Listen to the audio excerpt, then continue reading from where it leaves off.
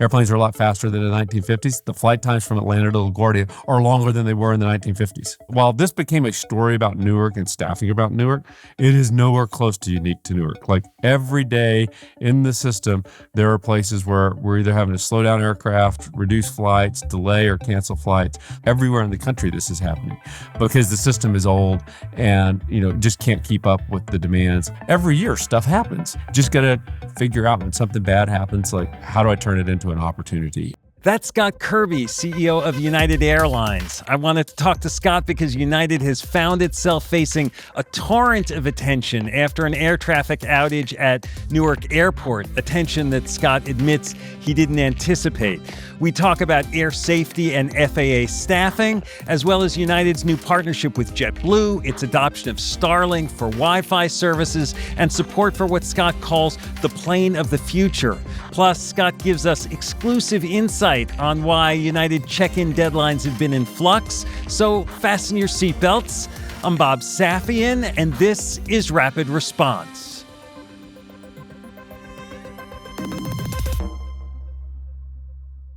I'm Bob Safian. I'm here with Scott Kirby, CEO of United Airlines. Scott, thanks for joining us. Thanks for being here. Thanks for having me. Looking forward to it. So I have to start by asking you about Newark Airport. When I mentioned to folks I was talking to you, everyone's like, what's going on? I know United runs 70% of the flights out of Newark. Yeah. It's your primary international hub. Back in April, air traffic control there lost contact with planes in the sky for about 90 seconds. Can you take us back to that day for you? Where were you? How does the news come to you? Do you hear about it like the rest of us from the media? Yeah. Well, that's an interesting way to ask the question because to us, routine is probably not the right word, but things like this happen around the country all the time. And the point of it is it has an operational impact, but it doesn't have a safety impact. So in air traffic control, there's 3 levels of a pyramid. There's the TRACON, which went down. There's also the tower, and there's the center. And so what happens when any one of those has any kind of issue, you just move to one of the other 2 systems. So there's 3 air traffic control systems. If it ever happened that all 3 of those somehow went down, which has never happened before anywhere in the country, but if it did, the pilots have a separate system called TCAS on board the airplanes, which is the equivalent of radar, and they can see every airplane in the sky. So to me, it was an operational impact for customers because it slowed the air traffic down, but it was never a safety issue at all. So you don't get pinged when something like this happens. It's almost like, I don't want to say it's expected, but it's a possibility that could happen any day. I get a note about it, but it's the same kind of note I get about weather when there's a weather issue. Because for us, this has the same impact as when the ground closes for lightning. When there's a lightning near the airport and the airport closes. I mean, it's exactly the same. Airplanes go into a holding pattern. Then when the airport opens up, they come back in. And that happens, almost every day. So while this became a huge issue publicly, the reality is nowhere close to the perception. The reality is it was never a safety issue. And the good news is now the FAA has done the things at Newark that we've been asking them to for a decade. And Newark is actually now the most reliable of the 3 New York airports. But as you talk about it, were you surprised that it became as big a public? Because for you, it's just like, oh, this is another one of these things. Actually, if I am self-reflective about it, which I am, I try to criticize myself. It took me 24 to 48 hours too long to realize this was a perception issue with customers because it's just so foreign to think it's a safety issue because I'm 100% sure it's not a safety issue. 100% sure it's not a safety issue. And so for others to think that was just hard to, 2 plus 2 doesn't equal 5, is hard to contemplate. But I quickly realized that in today's media environment, airlines are sexy industries, for better or worse. Anything happens at airlines and people want to talk about it. And it was easy to make a story of the the radar communication went down as a safety issue without people understanding, okay, but there's 2 levels of backups at the FAA for 2 different facilities. It took me a little bit to understand that was the case. But as soon as we did, we've been out on the world tour. I've done more media than I ever thought I would do about an issue like this. So you chose to cancel a bunch of United flights around Newark to make the skies a little less busy. But I was thinking it's not like that many flights. Was that choice as much about sort of making people feel safer than a safety issue on its own. No, it's really about what the airport can support. And the key to a crowded, big airport like Newark is to have effectively slot controls, whether they're called slots or something else.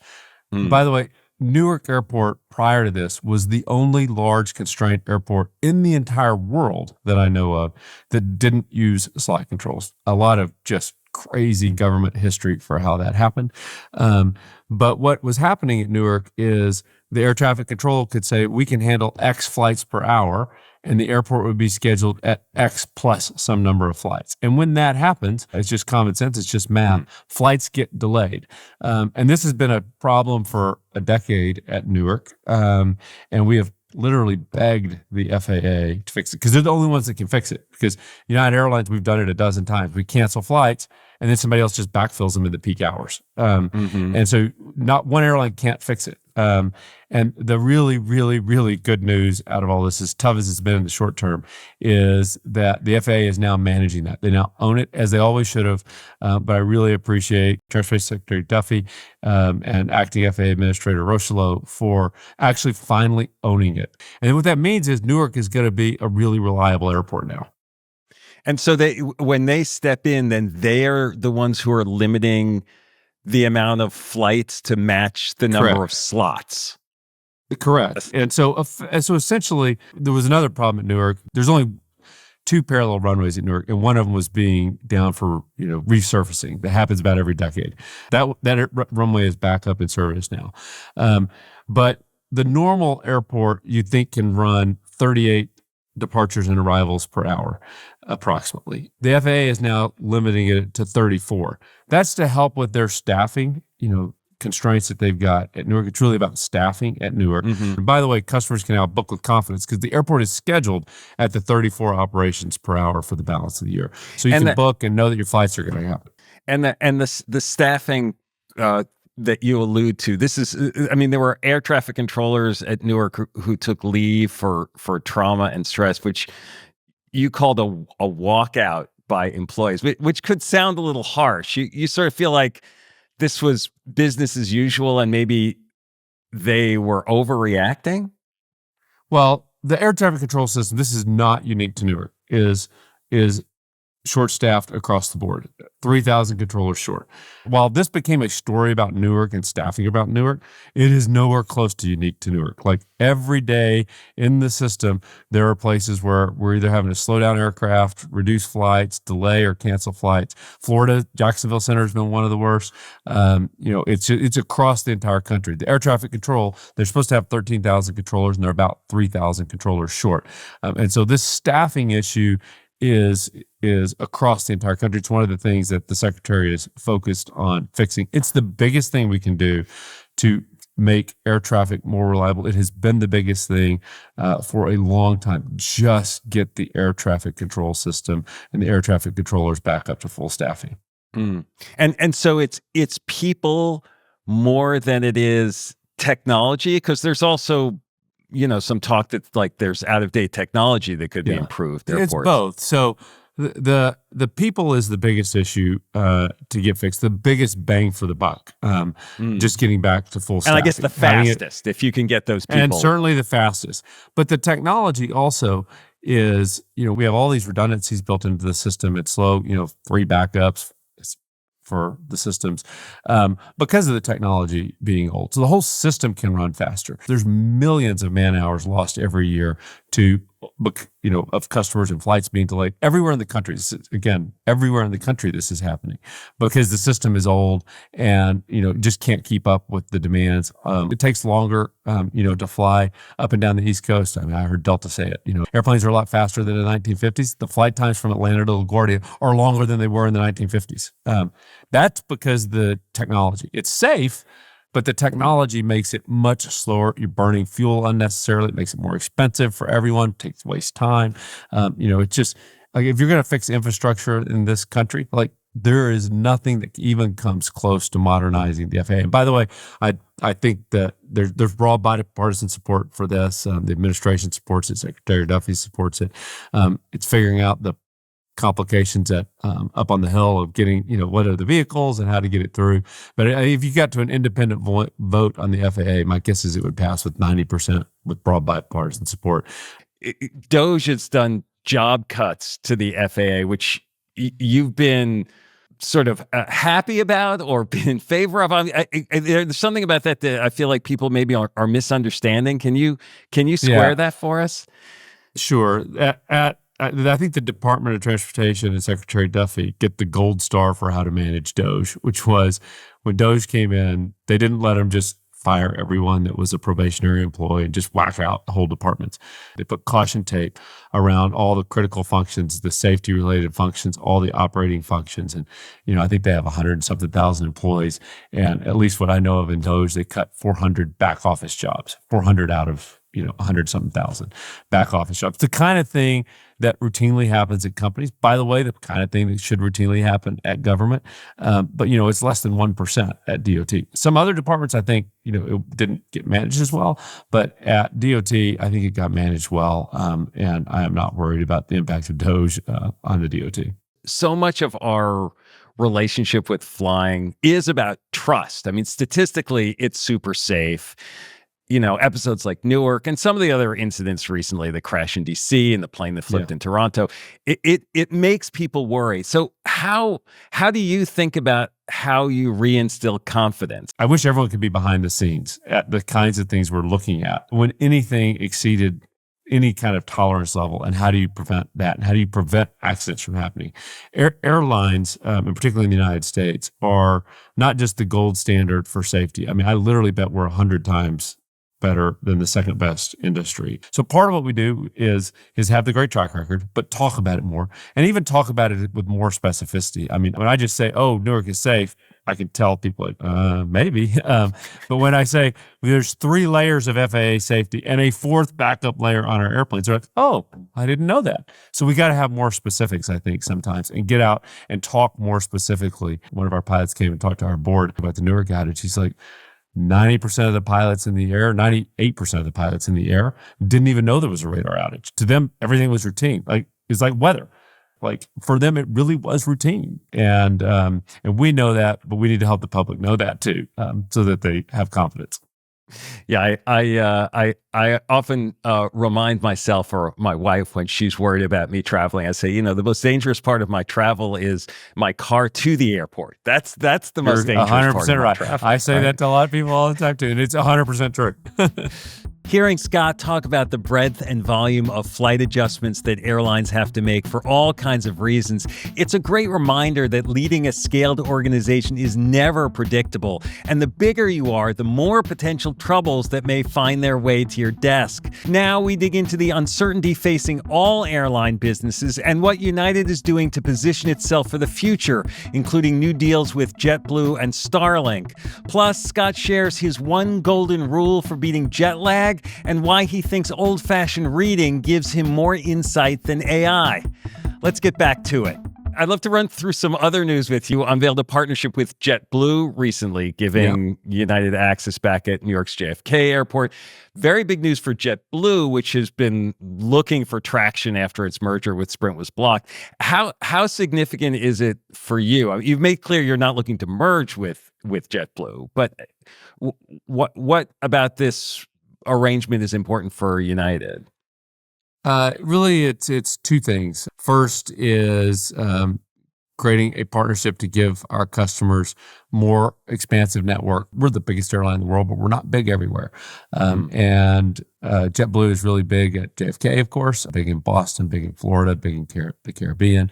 So places that we are not as big, and giving our frequent flyers and our customers access to that expansive network on an airline that I personally have a lot of respect for, the brand, the culture, the customer service DNA that just exists. And the second one is getting United metal back into JFK. United exiting JFK happened before I was here. In fact, I tell employees, like, it's partly my fault, and maybe a lot my fault. I was the president of American Airlines, and I had a goal to push United out of JFK, and we succeeded, and I celebrated, and I come here like, oh, God, I wish that hadn't happened. This gets us back in with our metal in an important market. United metal is a term I didn't know. It Our means own aircraft putting flying. planes on the ground, right? Yeah. Putting our own airplanes in the airport. You also recently launched flights with Starlink internet service. You announced new premium Polaris studio suites for the big spenders.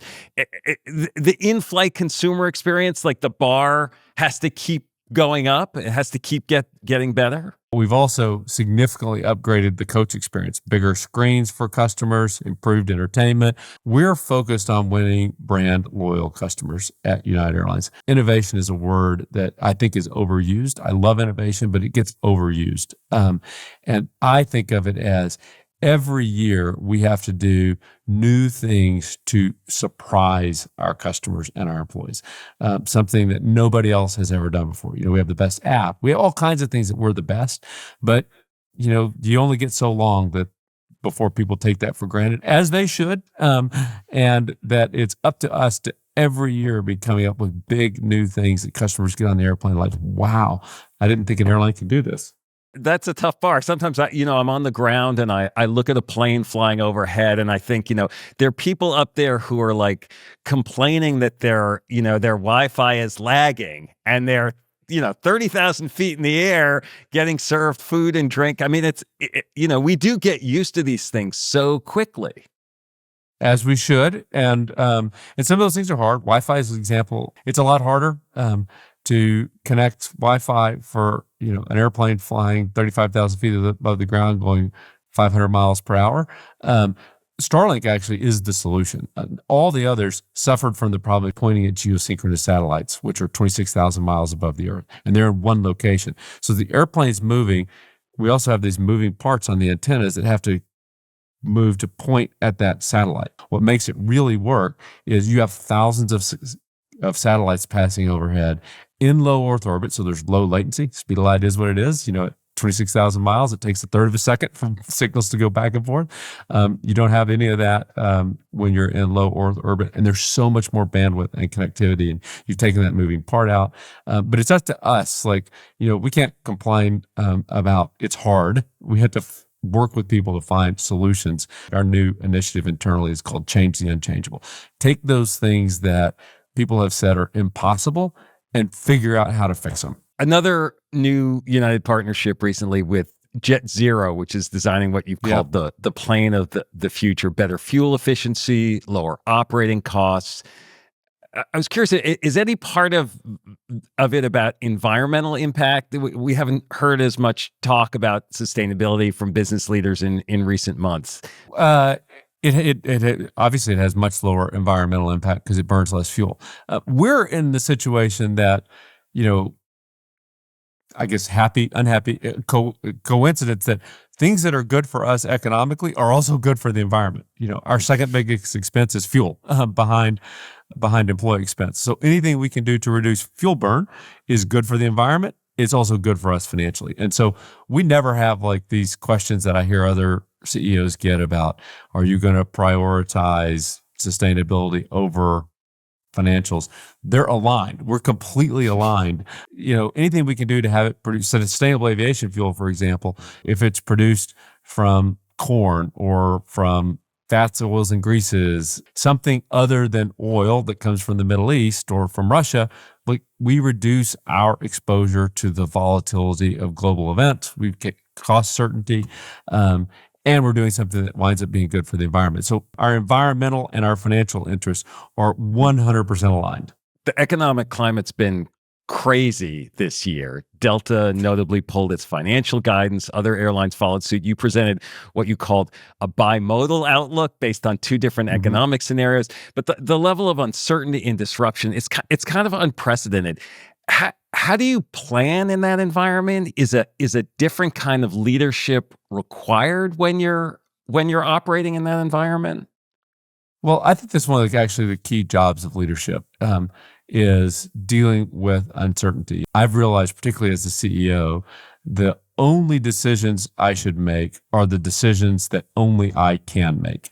Meaning they're big, there's not a clear answer, there's uncertainty. And so those are the only times I really should make decisions. And I should build a team that makes everything else. Build yourself a plan that you've got flexibility.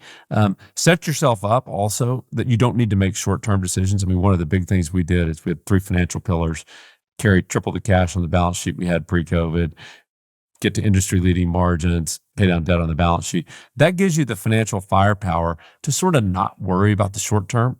I am focused on where we want to be in 5 to 10 years, not where we're going to be in the second and the third and the fourth quarter. The volatility is going to happen. Like, there's no point in complaining about it. Like, whether it was this current economy or like every year stuff happens. My favorite business philosophy is what I learned at the Air Force Academy, which is no excuses, sir. Everyone should focus their whole life, live with no excuses. Just got to figure out when something bad happens, like, how do I turn it into an opportunity? And so I don't stress at all about the uncertain environment. The truth is too, environments like that create opportunities for the leaders to expand their lead. And for your teams who could be, distracted by a lot of these changes that are happening externally that are not things that are in your control. Like, how do you advise them or talk to them? How would you advise other leaders to kind of think about? Someone I was talking to said that a CEO, I never used to look at the stock market, during the day, and now I feel like I have to watch the news every moment because I never know what's going to happen next. By the way, I started this during COVID. I used to watch the stock market all the time during the day, and I have stopped. Sometimes I don't even check it at the end of the day. I'll forget. Like, it is so liberating to not have your emotions tied to, the stock just went up or down. Like, I can't believe I used to do it. But I spend a lot of time with our employees. In fact, later today, I'm going to get on with a group of new international pursers flight attendants, and I'm going to do a captain's leadership upgrade class. I talk to all the captains when they're upgrading to captain, and I get this question, often: what about a recession? What are the risks? What should we do? And what I tell them is, we've set the company up financially that you don't need to worry about it. Coming out of COVID, I had a goal that we would never again have a furlough at United Airlines, that we would have the financial wherewithal that when the inevitable downturn happened, that we could stay focused on the long term, we could keep growing. It's my job to provide that certainty to them so they don't have to worry about it and they can stay focused on taking care of the customer. Between taking care of your customers on one side and taking care of your employees on the other. I mean, sometimes I notice you up the check-in time from 30 minutes ahead of flight time to 45 minutes. Is that one of those things where you're kind of balancing, like, what's better for the customer versus what's better for the team? I think we actually may go back to 30 minutes. This is like one of those things that, like, it's so down in the weeds. None of us even knew it was changing, to be honest with you, which is fine. We empowered the team to make changes, but it created a lot of press, obviously. In a way that wasn't expected. In a way that wasn't even known. We do empower the team to make decisions at a lower level. They made it. No one thought that. No one that made the decision would have thought that was going to be a newsworthy item. But it's airlines again, and so it's newsworthy. But it's a good opportunity to step back and then say, like, is that being done for the customer? And it should only be done for the customer. And that's why we may change it back, because when you step back and think about it, like, the rationale for the customer would be somebody gets there 35 minutes and they're not going to actually make it to the airplane, and they're going to miss the flight. So we're kind of going through, is this good for customers? So we have this program called Connection Saver, where we'll hold airplanes on the ground. We save about 2,000 customers a day. Everyone that's made connecting flights has had this happen to them or seen it happen at airports, where you run through an airport to get to your connection and they slam the door in your face and you're angry and it's the airline's fault. And it's just transformative to change that. But everything we try to do, including this policy, is focused on doing it through what is best for the customer lens. So as an airline CEO, you fly constantly. Do you have any advice for our listeners about addressing jet lag, or are you personally immune? It's like it's never been an issue for you. I'm not immune.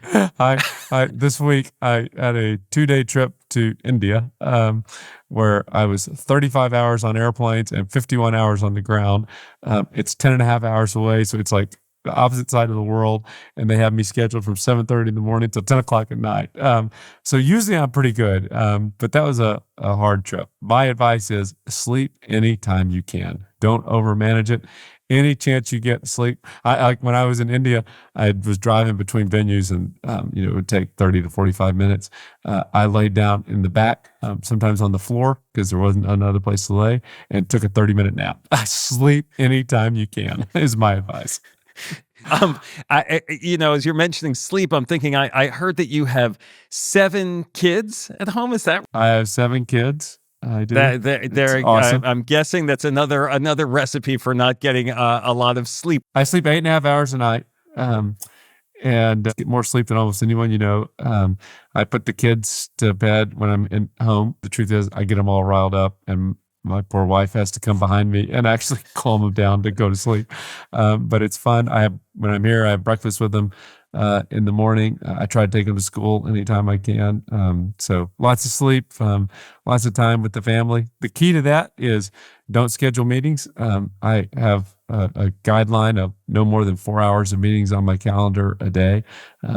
This is like one of the best things people can do for their careers, I think, is stop with all the madness of meetings where you just drain PowerPoint slides and you don't learn anything, and just, you need time to think, to come up with ideas, to be creative, to walk around, to talk to other people.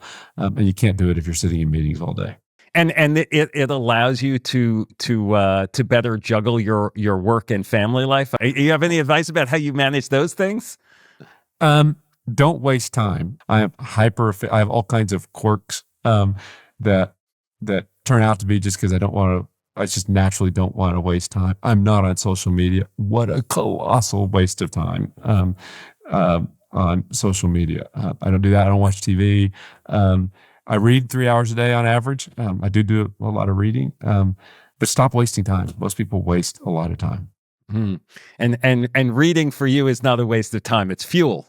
I'm curious, so I want to understand the world. I read so much, and I read such a wide variety of things that I can connect dots, and things that seem obvious to me, other people don't see. COVID was one of them. The day that COVID showed up in northern Italy and killed several people, I called our team and said, this is a global pandemic. I can't imagine why everyone else hasn't figured it out, but they have not figured it out yet.